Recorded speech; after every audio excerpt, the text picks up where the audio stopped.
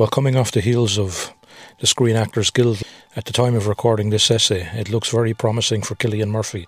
Having won the Screen Actors Guild Award, a particular predictor that has only been wrong twice in the last 70-odd years, it looks very good for Murphy. Of course, it's not 100% guaranteed, but it is a good indicator that Oppenheimer will, in any case, sweep the boards, possibly win Best Director and Best Picture. But if it's Nolan's night, I can also see Robert Downey Jr.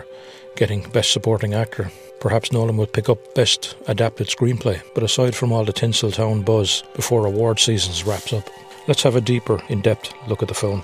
The premise of the film, and indeed the source material, American Prometheus, details the race to design and test a nuclear bomb during World War II, and it brings together many of the greatest minds in the field of science to create a weapon that will end the war, but ultimately leave a legacy that we still live with today. Arms races, Cold Wars, tentative peace times, these are the hangovers of the American Prometheus. Nolan undertook the daunting and tedious task of whittling down and adapting the sprawling tome from Kai Bird and Martin J. Sherwin. American Prometheus, the screenplay itself, named as Oppenheimer, focuses on the backroom production of the bomb itself and the subsequent kangaroo court that discredited Oppenheimer as part of one man's attempt at self-promotion during the McCarthy era, throwing Oppenheimer under the bus in the process. The narrative of the book follows Oppenheimer's ascent to prominence as the father of the atomic bomb and the head of the Manhattan Project, as well as his untimely demise as a result of his security hearing during this McCarthy era. The book documents the FBI and Lewis Strauss's attempts to discredit him.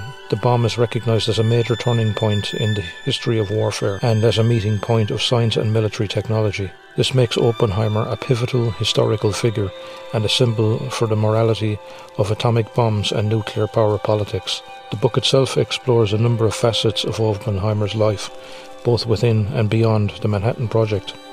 The book also covers his early life, goals, ideologies, political involvement, marriage, connections with other women and physicists, and reservations regarding the development of weapons of mass destruction.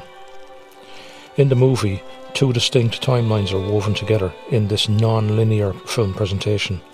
The first is Fission, which takes place in colour and tells the story of Oppenheimer's subjective life, and the second is Fusion, which takes place in black and white and depicts Lewis Strauss's particular perspective on Oppenheimer during the Senate confirmation hearing. At the Los Alamos laboratory, Oppenheimer puts together a team that includes Edward Teller, Hans Bethe and Rabi. According to Teller's calculations, an atomic explosion might set off a disastrous chain reaction that sets the atmosphere on fire. After speaking with Albert Einstein, Oppenheimer determines that the likelihood is bearably low. Teller himself tries to quit the project after his plan to build a hydrogen bomb is turned down, but Oppenheimer convinces him to stay. After Germany's surrender in 1945, some project scientists question the bomb's relevance. Oppenheimer believes, though, that it would end the ongoing Pacific War and save Allied lives.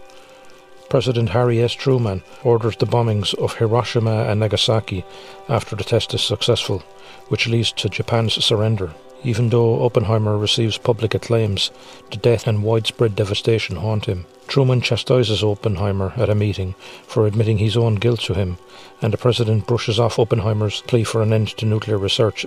One quote that was heard from Harry Truman was as referring to Oppenheimer as a crybaby scientist. Teller's hydrogen bomb is given fresh attention afterwards, in the midst of the developing Cold War, while Oppenheimer's position as an advisor to the US Atomic Energy Commission causes controversy. Oppenheimer publicly disparaged Lewis Strauss, the chairman of the Atomic Energy Commission, and suggested talks with the Soviet Union following the Soviet Union's successful detonation of its own bomb, which infuriated Strauss.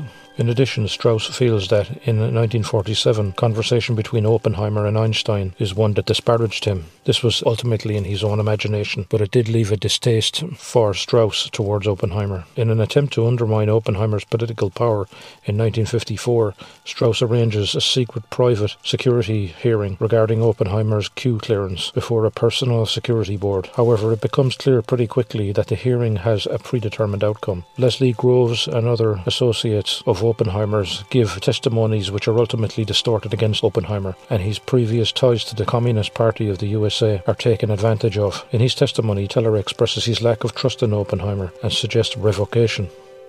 In addition to harming Oppenheimer's reputation and reducing his influence over nuclear policy, the board revokes his licence.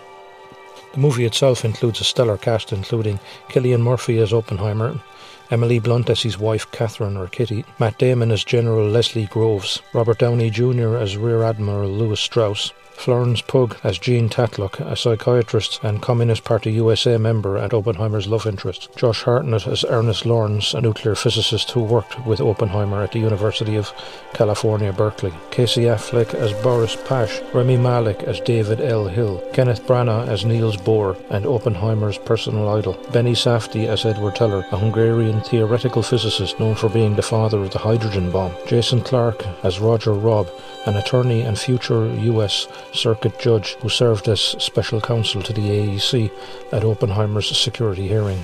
And finally, Tom Conti as Albert Einstein. Aside from the cast, Christopher Nolan, who adapted the screenplay, directed the movie and co-produced with his wife Emma Thomas. The different heads of department include, for cinematography, Hoyte van Hoytema, a frequent collaborator of Nolan's and an expert with IMAX cameras in stock, and returning to production with Nolan once again are Ludwig Göransson, who produced the music score, and Jennifer Lame, who did the editing, her second collaboration with Nolan since Tenet.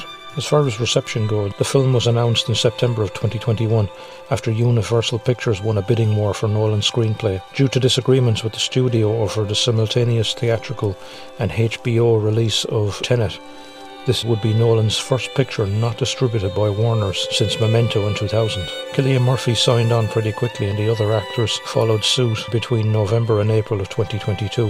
Hoyte van Hoytema, as cinematographer who frequently worked with Nolan, used IMAX 65mm cameras and 65mm large format film. This included the first ever IMAX black and white film photography scenes. Like many of his earlier films, Nolan heavily relied on practical effects, requiring little compositing work to integrate and enhance them. After Insomnia in 2002, this was the first R-rated movie to be directed by Nolan in the US. Awards-wise, Oppenheimer itself has been a juggernaut. It has won a number of Golden Globes and Baftas, and it's looking good towards the Oscars now with many nominations, including 4 of the Big 5 categories. With regards to Oppenheimer himself, his hand was forced by the race for the nuclear bomb. The Nazis were going to achieve production and detonation of a bomb one way or another if they weren't stopped, and if they hadn't, the Russians would have done so, as they were racing to do so as well. In fact, the detonation of a test bombing by the Russians had been detected in the atmosphere, as is detailed in one part of the film. Some of the themes that are in the movie are pride and regret on Oppenheimer's part, and his ultimate acceptance of the task as a poisoned chalice, but believing that ultimately it was the lesser of two evils and maybe the right thing to do under the circumstances. It really appears as well that this kangaroo court that was set up to discredit Oppenheimer in some ways allowed him to martyr himself a little bit in terms of seeking some sort of redemption. And you can see in many scenes that Kitty was his polar opposite, or a mirror character in some ways, showing integrity that he no longer afforded himself. He shakes hands with Teller, but she refuses. He fields questions from Rab, but Kitty deftly fends off his questions and asks him questions of her own, showing him up for exactly what he was doing. She is Oppenheimer's physical conscience in some ways, and again, as I said, showing an integrity that Oppenheimer no longer afforded himself. Here's a final note from me on why I think Oppenheimer will win big at the Oscars. Difficult as it is to call the winners on the night, we can look at form and likelihood from past awards seasons.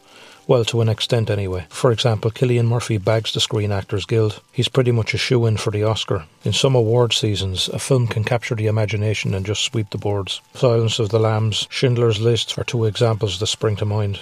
And also having a clean sweep of the Baftas might be a good predictor that they may win the Oscars. It might also mean that actors and talent from the European side of the pond may have just received their consolation prize and maybe just reduced to also rans at the Oscars. My guess is that Oppenheimer will sweep the boards. I think it's Nolan's year, and if I had to pick the best actor, it'd be Cillian Murphy. His performance seems to have something extra that the others don't. That's quite a statement considering how good Paul Giamatti and the likes of Jeffrey Wright and Bradley Cooper are in their performances. Coleman Domingo as well is fantastic in Rustin, but these actors always are, particularly Wright. If there's a danger man here to Murphy's chances, it's Giamatti. I think Oppenheimer will take Best Picture, Director, Music, Cinematography, Lead and Supporting Actor this year. Emma Stone will likely win another Oscar for Best Actress. I don't really see any other picture touching Oppenheimer, not this year. So in my humble opinion, there's my predictions. Let's see if I'm right. But having said that, let's look forward to the Oscars anyhow. If you enjoyed the video, please leave a like and subscribe. Hit the bell icon for notifications. Let me know your thoughts in the comments, and I'll see you in the next one.